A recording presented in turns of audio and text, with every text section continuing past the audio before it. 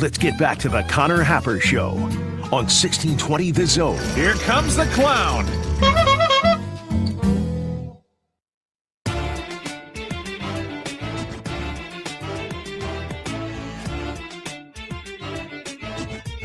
Headley writes in on YouTube, instead of watching Creighton baseball, can Josh just kick us in the balls? Whoa. That is not a fair trade. Yeah, why would you say that and do that? You don't want that.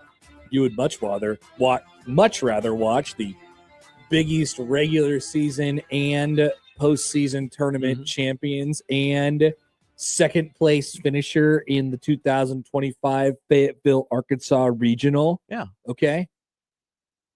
You know, that's I ran the you were board one of for the that final 32 teams in the NCAA tournament this year. You're telling me you would rather get kicked in the nuts than watching that beautiful sport with that beautiful team with those beautiful jerseys?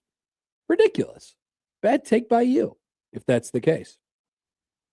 Got an email, Josh, earlier. You know how much I love emails. You get so many emails. Here is what today's email that made me feel some type of way said. It was a press release from our friends at AAA. Oh, no. Hi, AAA. AAA says, year-end holiday travel. What do you think? What are the next? The busiest holiday travel season ever. Year-end holiday travel expected to, what are the final three words of that sentence? Be the busiest in history. That's not three words. Oh. Set new record. Okay. Set new record. Tomato, potato, fruit, vegetable. Over 9.2 million from West, North, Central region among 122 million Americans traveling this holiday season. That's right. AAA is projecting that 122 million Americans will travel at least 50 miles from home over the 13-day year-end holiday period from December 20th to January 1. That is a 2.2% increase over last year, surpassing last year's record of 119.7 million travelers. We've done it again, Josh. We are traveling. Holiday Road. Congratulations to America. You've set yet another record. The top destinations for this winter travel season are Orlando, Christmas at Disney World, Fort Lauderdale, I don't Christmas at Waffle House. I don't know. Miami, Do you in the playoff? Anaheim / Los Angeles, Christmas at Disneyland. Honolulu, I mean, come on, Hawaii. Tampa, Christmas at Raymond James. New York. Christmas in New York. Come on, it's special. Home Alone 2. Maui, Hawaii. Dallas. Christmas at Giro World. That one I don't really understand. And then number 10 is Las Vegas. Las Vegas Bowl. Which some of you may be listening to this show right now will be part of this record travel season until Las Vegas for the Las Vegas Bowl. Does this make you excited, Josh? I mean, I'm not going anywhere, so are you excited? I'm going to Amarillo next week, but traveling is back. Yeah, you are going to Amarillo next week. Amarillo by morning. I was singing that this morning, Connor. You were? Yeah, but those are the only words of the song I know. Did you ever figure out if you are taking the PJ or not? There is a plane involved. Yes. What is that supposed to mean? I don't. Wait, this isn't. They don't own me. I can say whatever I want on this. That's station. right, Josh. Yeah, there's a plane involved. We're flying. You didn't tell me any more information. There's a plane involved. Charter. It's not a PJ. I'm told it's a big plane. So that means you're coming back right after the game, right? Unfortunately. Are you going to be at work the next day? No. That is disgusting. Josh. I will be either. That's what the PJ is for. I will be sad or drunk. The PJ is to get you back here so you can continue to do your job. That's why people buy PJs. I think we rolled in at like 6 a.m. last time. Yeah, just come to work. And be sad or drunk? That could be funny. So what's that? Next Wednesday is the game? That's correct. Yes, a week from today. When are you leaving? Monday. You're going to be gone all week except Friday. That's right. And then you're going to work 2 days the next week. And then you're going to work 1 day the next week. This is embarrassing.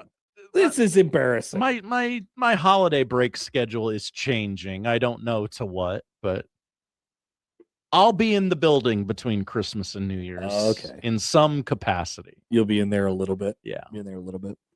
All right, Tim, got a tweet from Tim. This is about Nebraska football. We can get back to that. Finally, the real issues. By the way, back-to-back National Coach of the Year, Curt Cignetti. First guy to ever do that? Did I read that tweet correctly? Yes. First to win it in back-to-back years. Wow. And one of 5 to win it multiple times. Wow. Joining. Is this a relatively new award? Gary Patterson. No. Nick Saban, Bob Stoops, and Joe Paterno. Well, that doesn't count. You don't get to. Do you have to give back your awards? See, that's the thing. They only make you vacate the wins, but not of like the other stuff. I think they should make let's really do this. Let's vacate everything. If you earned it, of course. So, congrats to Cignetti. He's in the club with Joe Pa now. Joe Pa, Curt Cignetti, handshake meme. Tim writes, he says, just saw some info on quarterback from Old Dominion. Old Dominion. Entering the transfer portal. Seems to be one that would work great with Dana's offense. Thoughts? I know nothing about any Old Dominion quarterbacks. No, I'm not. You're not interested? Let me grind some tape. Are you interested in any Old Dominion quarterbacks? What kind of quarterback do you want, Nick? Boy, let's open this up. Okay. What do you want? If Nebraska signs the quarterback from Old Dominion in the transfer portal, don't we all kind of collectively roll our eyes and go, Old Dominion? Really? I don't know, but then people will probably turn on the tape and they'll be like, ooh, he kind of got some juice. Flash. Yeah. So I don't know. And I do think they need a quarterback with some, like I said, they need a quarterback with some pop, some sizzle. I like what you said yesterday. Razzmatazz. That provides a spark. Yes. I don't know that Dylan ever did, and I don't know that TJ often did. You could make the argument that Dylan, now that we're sort of talking about him in the past tense, sorry. Right. It's okay. Like Dylan kind of served his purpose, Elevated the profile of the program.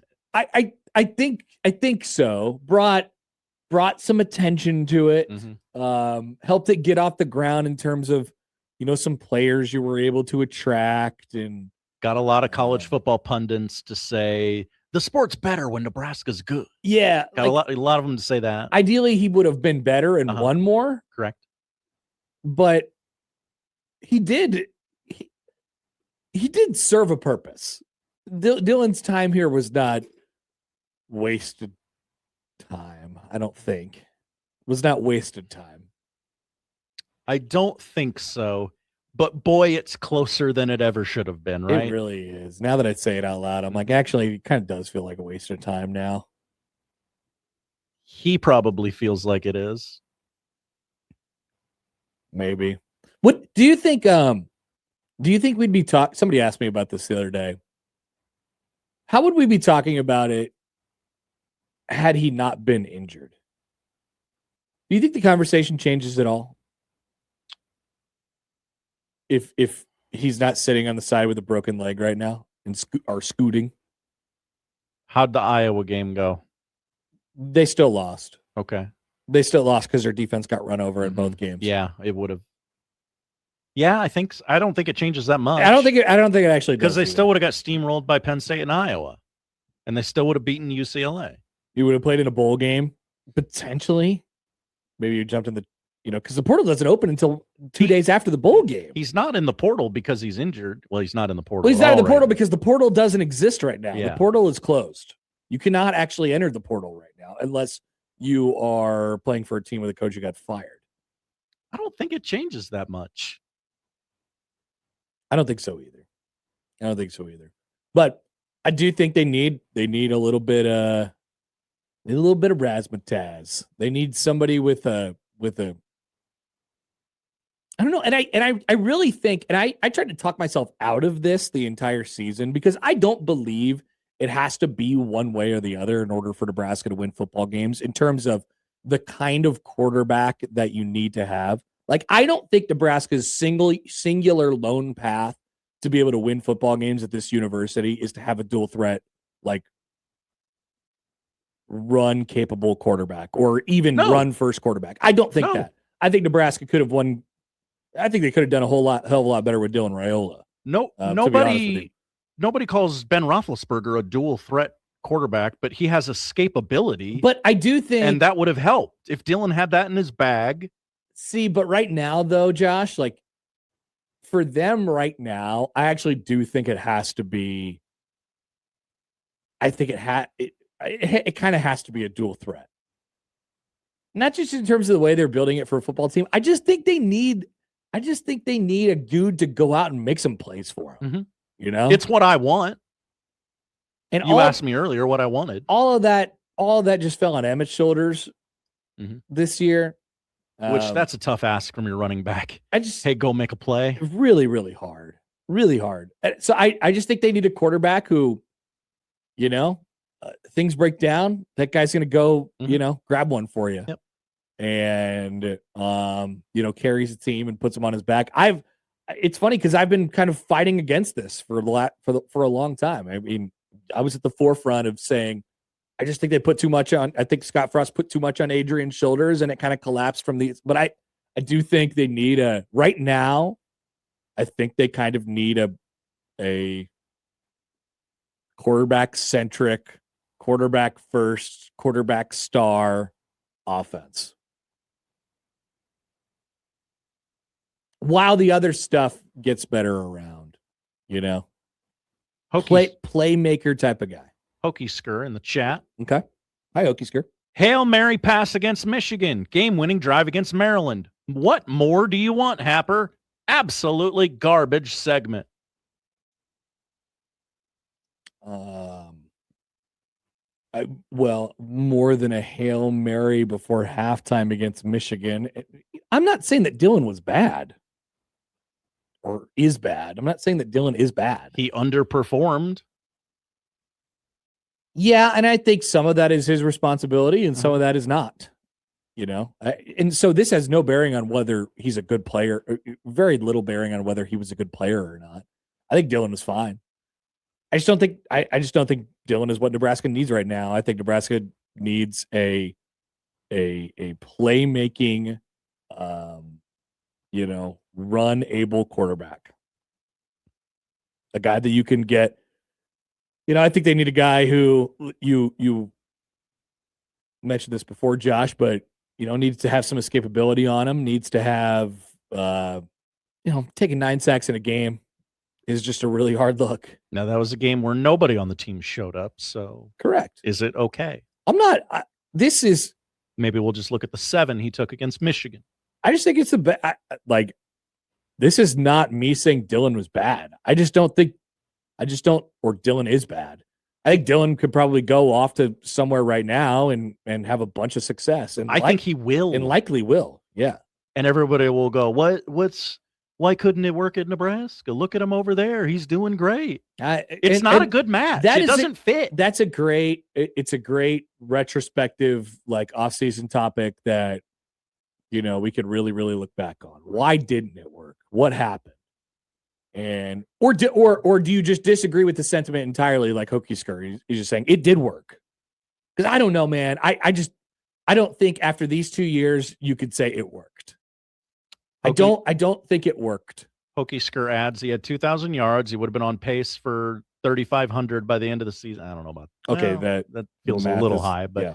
If he doesn't get hurt, you guys throw stones at a kid who is hurt and can't defend himself. Is there inability to pass protect? I don't think he's bad. I'm not throwing stones. I don't think he's bad. I just don't think he's what they need. Yeah. It's not a good fit. It's not a good match. Once again, I'm trying here to put more on the shoulders of the Nebraska coaching staff over the last couple of years as well, because I don't think they knew really what it would take to put a machine around him that was good enough to make him good.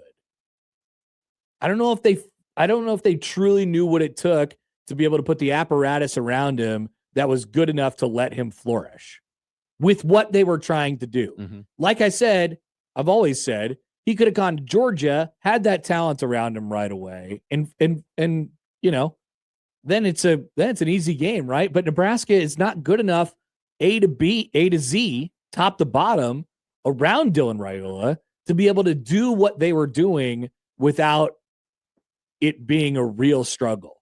And it was. That's why I thought they did a disservice to him over the last couple of years by not tailoring the offense a little bit more. I think they should have made it easier. I think they should have made it less reads. I think they should have made it, quicker throws and less long dropbacks and multi-layered throws and reads and stuff like that.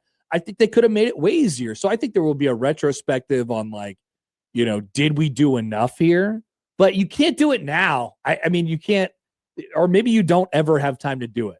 But you could see now what Matt Rule is doing.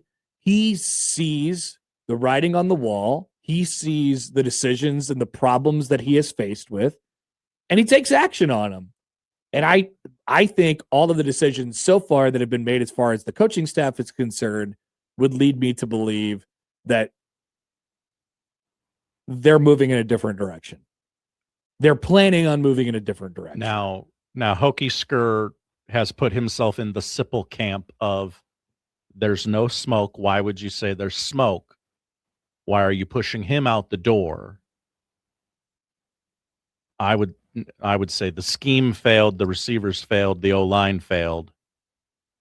There's not smoke. That's what Hokie Skur says. You sit there saying he's leaving when he's never once given an inclination that he was leaving. Hell, Sipple even went on USC yesterday and said there is no smoke there. Look, man, Hokie Skur is, I think you're just, I'm sorry, but I think you're just hearing what you want to hear, and you're closing your ears off to everything else. I'm telling you that they shopped him last winter, and they're shopping him again.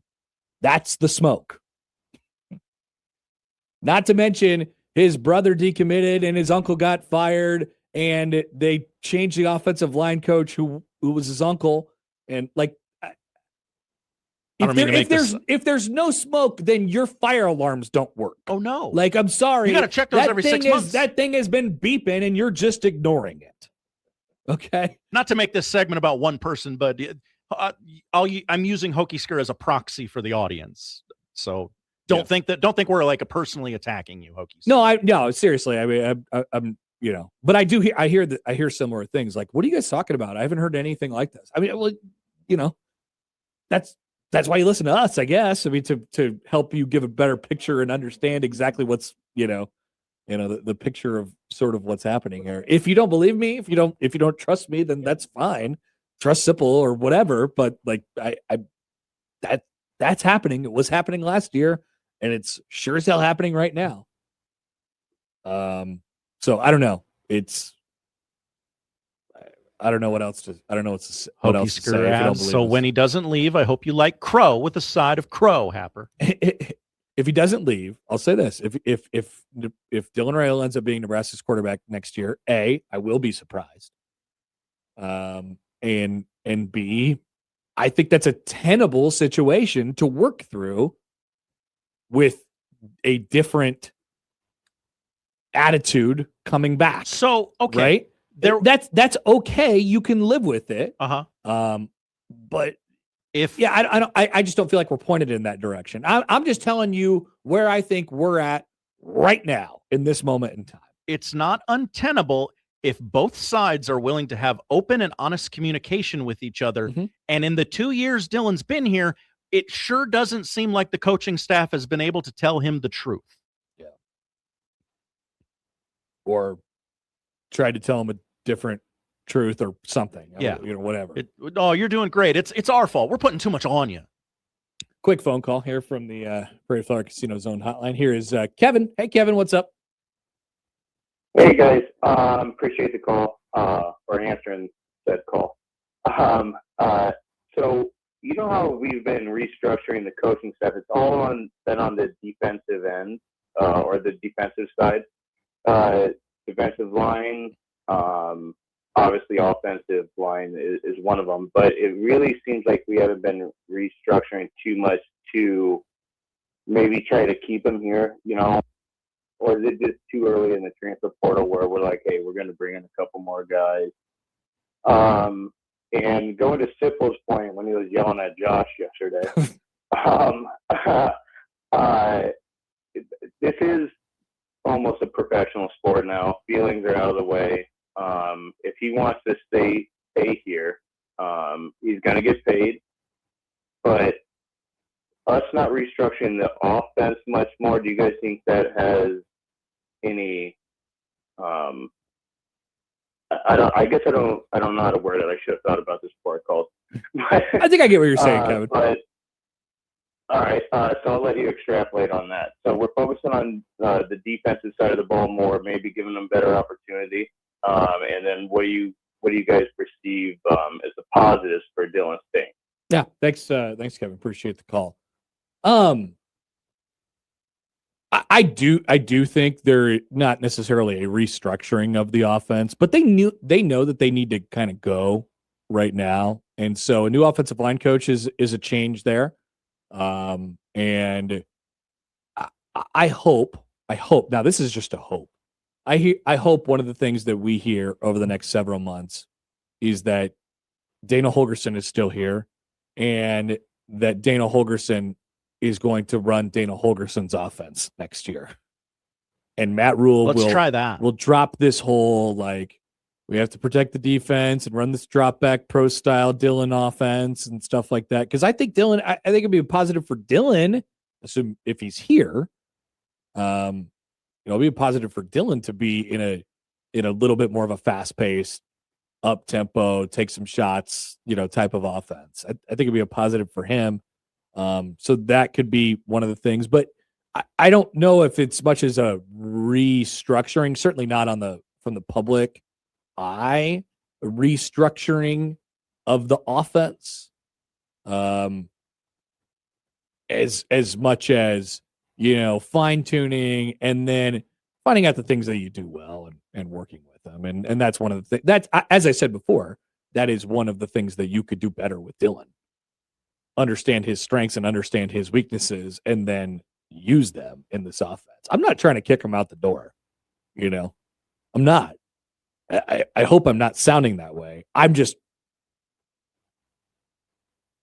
guessing, I guess, at this point, and smelling a little smoke, I suppose. Pedro writes in. Hi, Pedro. Says, hi, guys. Your hate for Dylan is so weird for me. He has done nothing but be a great Nebraska player. Maybe with new offensive line coach, he could be great. He wants to make Nebraska a great football team, just like his dad's team. I mean, are we too hard on Dylan? Is that the point? I mean, are we too hard on Dylan? Well, there were quite a bit of expectations coming in. It just hasn't been. I don't know. It hasn't been consistently good enough. That's all. I always, when people ask me this question, I don't know why people ask me on the streets about Husker football, but I always say, "What's his best throw?" Like what in a game is his best throw? Yeah, what's a singular best throw? What's his best highlight that you think of? I don't know. I think of the UTEP game, his very first game. Yeah, possibly. Ben writes in. Hi, Ben. He says, "Is what you saw the last 2.5 games what you're looking for?" Well, not as far as the results are concerned. No. Not as far as the results are concerned. This isn't a Tiffy thing. No, I'm not. No, great point. Thank you for saying that. I'm not. This is not me being a Tiffy. Yeah. I think Nebraska would probably go, if they lose Dylan, they probably go into the portal and they get an established, kind of door number 3, playmaking, kick the door down type of guy. What's Phillip Rivers going to do next season? He'll be the coach for a high school team somewhere. We could get him that. Would you like to coach Millard South and be the Nebraska football quarterback? He's got eligibility, I'm sure. He only played 100 years ago at NC State. It's a construct. The clock restarts at some point. That's right. All right, more thoughts. A couple more thoughts from you guys. We got to take a break here. More to come on 1620 The Zone.